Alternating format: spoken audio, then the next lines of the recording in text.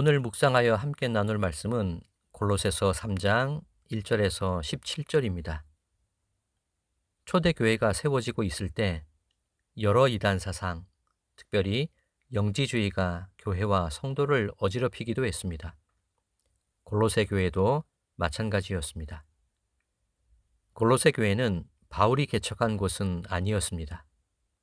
바울이 에베소에 머물러 있을 때 그곳에서 복음을 증거하고 있었는데, 이 복음을 들은 에바브라가 골로새 지역과 라오디게아 그리고 히에라볼리 지역에 복음을 증거하고 교회를 세우는 일에 큰 역할을 감당하게 됩니다.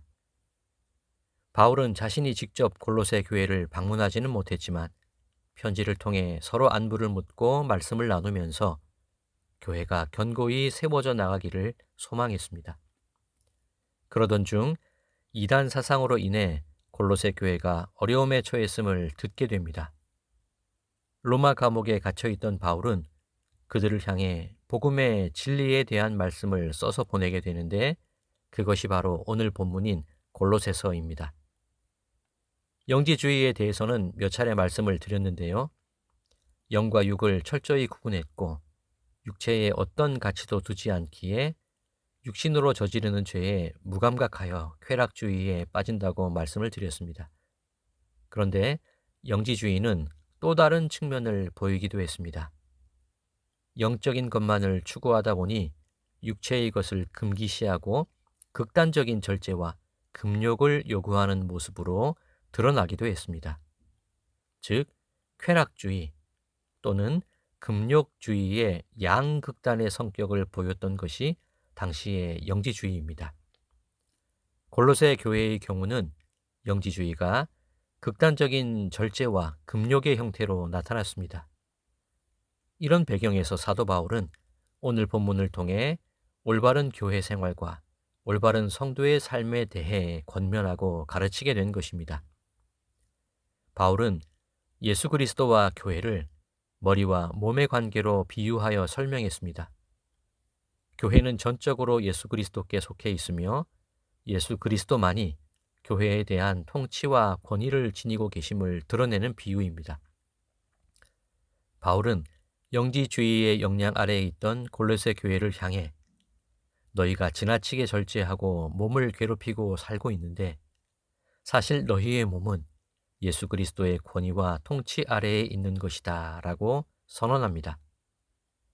너희가 추구하는 영적인 가치는 몸을 괴롭힘으로 얻게 되는 것이 아니라 모든 육체, 즉 모든 만물은 예수 그리스도 안에 있을 때에 참다운 가치를 지니게 된다라고 설명하는 것입니다. 오늘 본문 1절과 2절도 같은 맥락으로 이해할 수 있습니다. 너희가 그리스도와 함께 다시 살리심을 받았음을 믿는다면 땅의 것, 육신의 것에서 쾌락을 얻으려 한다거나 육신을 괴롭힘으로 구원을 얻는다고 생각하지 말아라. 오직 우리의 머리가 되시는 예수 그리스도께 집중하고 그 권위와 권세에 복종하는 것으로, 그 몸이 되는 것으로 너희 구원의 소망을 품으라고 말하고 있는 것입니다. 바울은 이전의 것, 옛날 것은 죽이고 새로운 것, 새로운 생명을 받아들이라고 이야기합니다. 지난주 중에 예배 처소를 마련하기 위해 우리 성도님들과 함께 상가 건물을 몇 군데 둘러보았습니다. 교회로 사용되던 장소가 대부분이었죠. 그곳에서 예배가 드려졌고 성도의 소망이 간절함으로 고백되어졌을 것입니다. 모든 장소가 소중하고 의미 있는 그런 곳이었겠지요.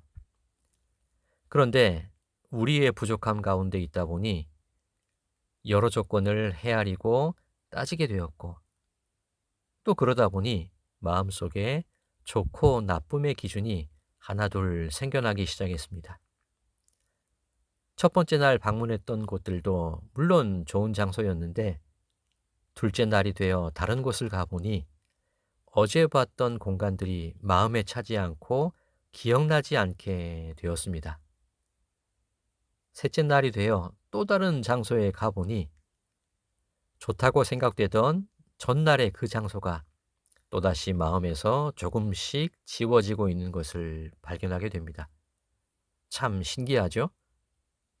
이 예가 오늘 말씀에 대한 비유로 맞는 건지는 모르겠습니다만, 이전의 것이 기억나지 않게 하는 가장 좋은 방법은 더 좋은 것을 보여주면 됩니다. 이전에 내가 가치 있다고 생각했던 것을 조금의 미련도 없이 떨쳐버리게 할 수 있는 방법은 그 가치보다 훨씬 의미 있고 훨씬 훌륭한 것을 보여주면 됩니다. 바울이 말합니다. 너희가 예전에 그 이단의 사상에 빠져 있을 때 너희가 살아가던 삶의 모습을 돌아보라는 겁니다. 절제하고 금욕한다고 했는데, 그것이 진리라고 믿고 따르기는 했는데, 너희가 살아내던 삶의 모습이 어땠는지를 기억해 보라는 겁니다. 분함, 노여움, 악의와 비방, 입에 부끄러운 말들을 내뱉으며 살지 않았느냐는 겁니다. 그런데 이제 더 좋은 것이 여기 있다는 겁니다. 바로 예수 그리스도께서 나의 머리가 되시고 나는 그의 지체가 되었음을 고백하라는 겁니다. 그 진리와 빛을 따르라는 것입니다. 너희는 하나님께서 택하시고 사랑하여 주신 이들이니 긍휼과 자비와 겸손과 온유와 오래 참음과 그리고 무엇보다 사랑의 모습이 너희를 통해 드러나게 될 것이다고 권면합니다. 지금 말씀드린 긍휼, 자비, 겸손, 온유, 오래 참음, 용납, 용서, 사랑, 이런 속성의 태도를 한 단어로 표현할 수 있는데요. 그것이 바로 헤세드입니다. 헤세드, 하나님의 성품을 드러내는 단어이지요. 누군가 아파하고 힘겨워하는 사람을 보면 아이고 안 됐네 라는 그런 마음이 듭니다. 그런데 헤세드는 그게 아니라 그 사람과 함께 나도 아프고 힘겨움을 느끼게 되는 것, 그것이 헤세드입니다. 그게 긍휼과 자비겠지요. 하루하루를 살아가다 보면 다른 이들의 행동과 삶을 이해해야 되는 때가 있습니다. 이것이 겸손이요, 용납입니다. 반대로 나도 그렇게 다른 사람에게 이해받고 인정받고 싶기도 합니다. 그런데 세상살이가 그렇습니까? 내 마음을 몰라주는 이들 때문에 속상하기도 하고 화가 치밀어 오르기도 합니다. 이때 필요한 마음이 온유와 오래 참음이겠지요. 그리고 이 모든 것을 가능하게 해주는 마음이 바로 사랑이고, 그 사랑은 하나님의 성품, 즉 헤세드를 닮아야 생겨난 것입니다. 사랑하는 성도 여러분, 우리는 세상의 어떤 가치보다 더욱 진실하고 참된 것을 따르며 살아가야 합니다. 그것이 바로 예수 그리스도로 옷 입는 것이요, 하나님의 성품 담기를 사모하는 삶입니다. 바울이 말하는 새 사람이 바로 그런 것일 겁니다.